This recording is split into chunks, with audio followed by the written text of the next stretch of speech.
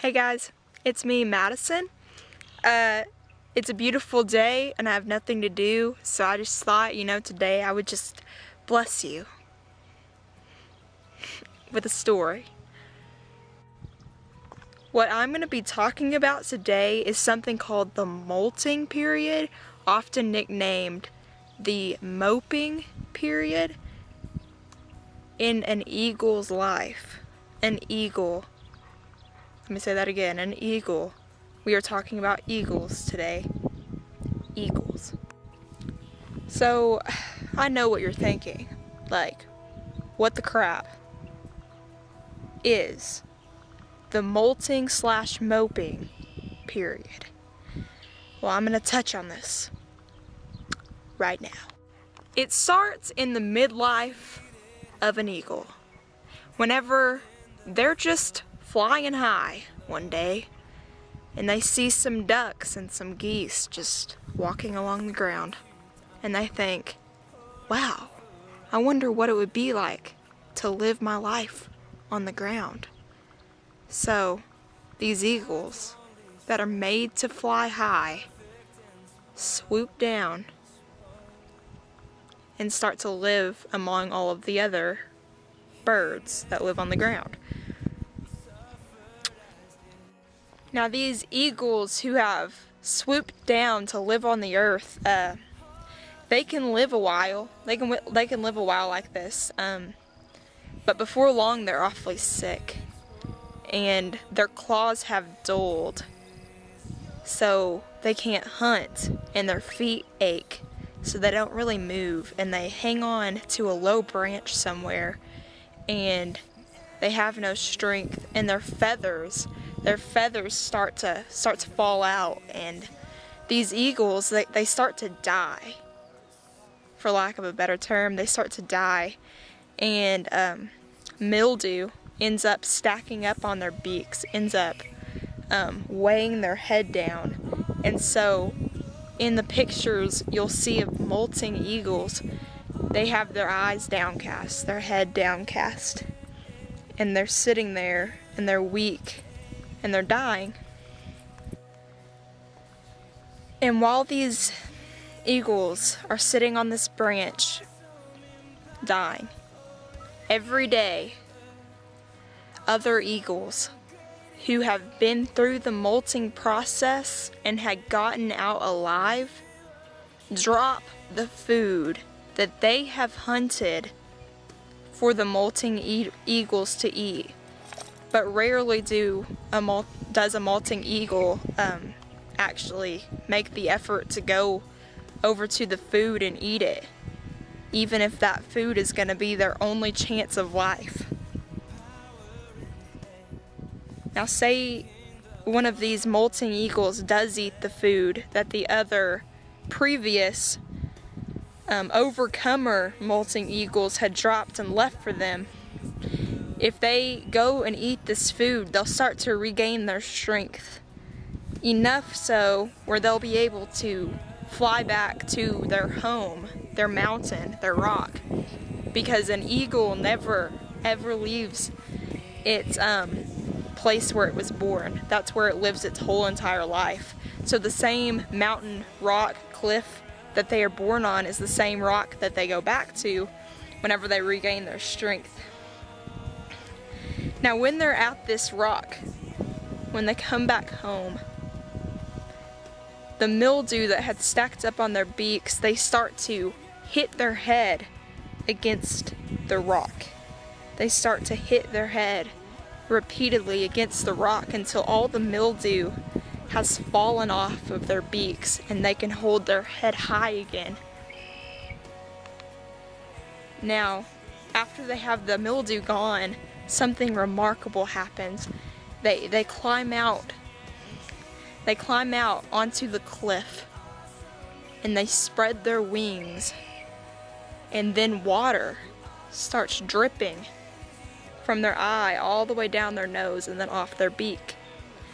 Because whenever an eagle is flying, they have this protective tear shield in their eyes, and that's how they see. So whenever they landed on earth and they made their home among the people of the earth, they also went blind. I left that part out, but they went blind. And see, this eagle, after he has the mildew off his nose, he starts to walk out to the edge of the cliff. He spreads out his wings and he starts to cry again. And you know, whenever the eagle starts to cry again, that it's safe, that it's gonna live, that it's gonna fly the rest of its life, and it's gonna fly high.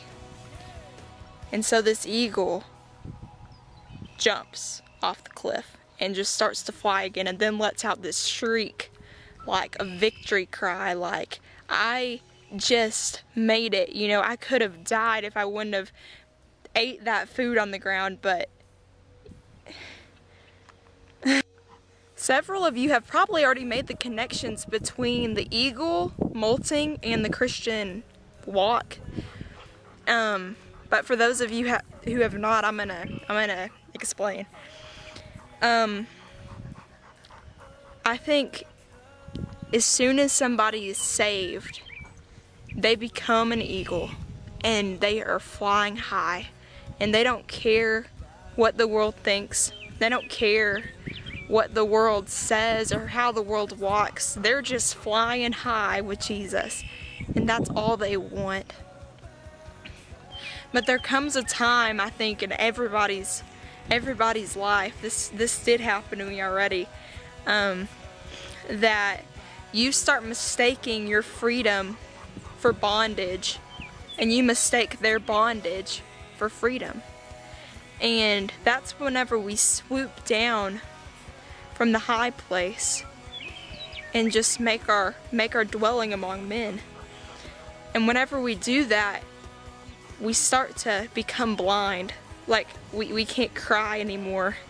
You know, we start to lose our strength. We start to lose our fight. We don't want to hunt anymore. We don't want to fly anymore. We start to get incredibly weary, and our faces begin to be downcast. And that's when we're hanging there and we feel so hopeless. While we are so hopeless, there is still hope. And that's what the eagles who have been there and done that, dropping us little nuggets of food, those little nuggets of wisdom and knowledge, we need to eat that up. People who have redeemed scars from where we are and where they have used to be but have overcome that, we need to pay close attention to those people to get out of this rut in our life. This rut where we feel like we're not doing anything right, and we're living like the world lives, and we're not living like Christ no more. It's times like these when we need to start getting around people who have been there and done that and have overcome.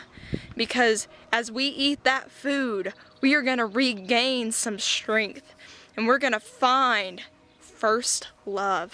We're going to find our homebound place, the place where we first knew Christ. Go back and do the things you did at first, Revelations 3 says. Go back and do the things you did at first, the home rock. You're going to find your home rock. And that's whenever you start beating your head against the rock, getting rid of all worldly thinking, getting rid of all worldly things that have become a part of you. And that's whenever you start to feel the freedom. You're getting free from the world once again. And that's when you go and you stand on the cliff and you start to cry again. And you start to see, finally feel like, you start to see again. And that's whenever you jump off that cliff and you fly. You fly and you let out a victory cry because you overcame. You overcame. Jesus says, don't lose heart, for I have overcome the world. Christ has overcome the world, and He can help you overcome anything that is holding you bound, anything, Christ, He can help you overcome. And if you leave prayer requests, I'll take them. I'll pray for you. I just love you all, and I hope you know that He is mighty to save. He is mighty to save, and if you cry out to Him, He can help you. He can help you get out of any rut, anything you're going through. If you've become the molting eagle, get around people who have been there and eat up everything they have to say if they are overcomers. Oh man, it starts to fly again. You know, start to fly again. Just let go and fly. Alright, that's all I have. Sorry for getting emotional. I love you. Alright, bye.